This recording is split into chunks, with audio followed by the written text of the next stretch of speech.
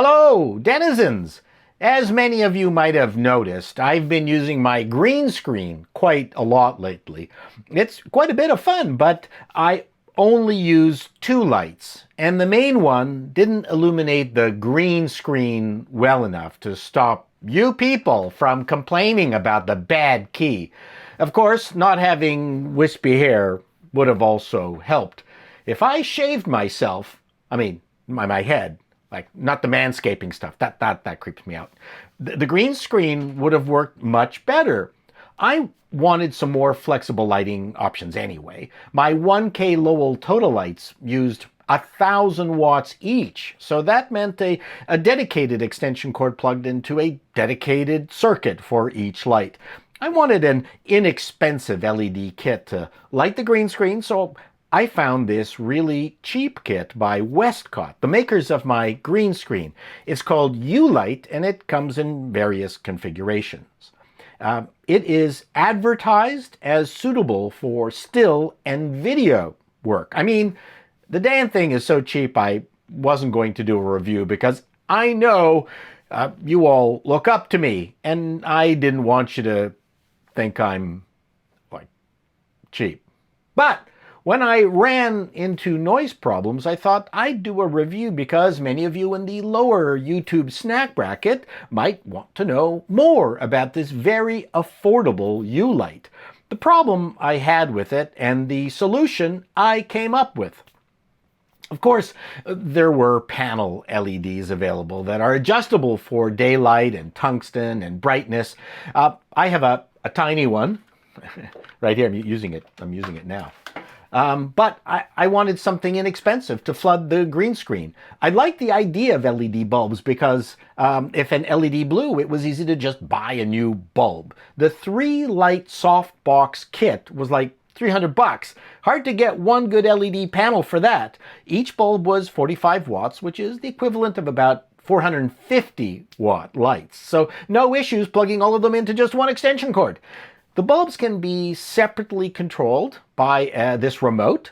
That's really easy to set up. It's all really cool, except for the noise, as I found out. Each bulb has a fan to keep it cool. The problem is that my mic picked up the noise.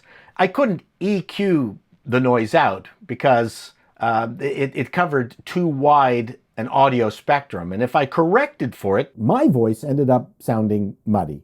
Now, I'm not an expert sound technician, but the point is I shouldn't need to be. I emailed Westcott and they responded the next day. This is what they wrote. Hello, Paul. Thank you for taking the time to contact Westcott. The 45-watt LED bulb has a low decibel internal fan to help regulate the temperature.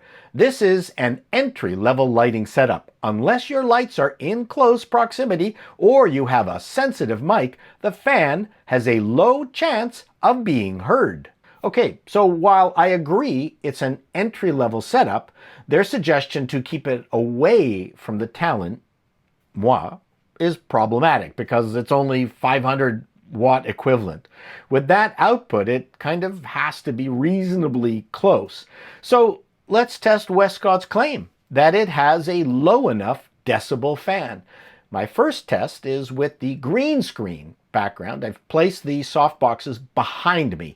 I've been lit by my Lowell Total light. The only audio processing will be to set my speaking volume at -4 dB. I'm going to test them in two shooting situations. First off, the green screen. Here's the Rode shotgun mic with the uLights off. Here's my Rode shotgun mic with the uLights on. Here's the Shure Lens Hopper shotgun mic on top of my camera with the uLights off. Here's my Shure Lens Hopper microphone with the uLights on. Here's my lavalier with the uLights off. Here's my lavalier mic with the uLights on. Now here's a different lighting setup that I would want to use the soft boxes for instead of the Lowells that flood way too wide an area. The soft boxes can't be too far away to be effective. I mean, they're only 450 watts equivalent. I'm using one as a key and the other as a backlight. Very typical setup. I took the diffuser off the backlight softbox because I'm an old traditional TV guy where the backlight has always had to be hotter than the front fill. So I recorded all of this with my lavalier mic with the uLights on. So here it is. Here's the audio with the uLights on. Here's my Rode shotgun mic with the uLights on. And here's my Shure lens hopper shotgun mic on my camera with the uLights on. So, what did you think? Could you hear the difference with the lights on and off?